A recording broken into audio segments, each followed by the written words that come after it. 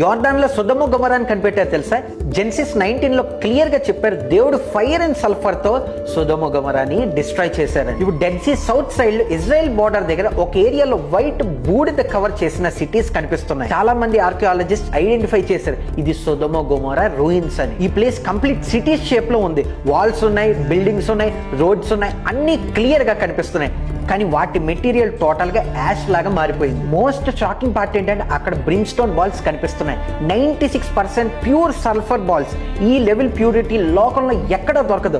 Scientist test చేసి confirm చేశారు, still ఇప్పటికీ కూడా అది బర్న్ అవుతుంది. ఈ సల్ఫర్ బాల్స్ సరౌండింగ్స్ రాక్ ని మెల్ట్ చేసి విట్రిఫికేషన్ క్రియేట్ చేసే అంత హై టెంపరేచర్ లో ఇది జరిగిందని ఆకాశంలో నుండి ఫైర్ వచ్చిన ఎవిడెన్స్ ఇది. ఇప్పటికి కూడా ఈ ప్లేస్ లో స్ట్రాంగ్ సల్ఫర్ స్మెల్ ఉంటుంది. అండ్ టూరిజం బోర్డ్స్ మీద కూడా మార్క్ చేసే సొదొమ గొమొరా రూయిన్స్ అని.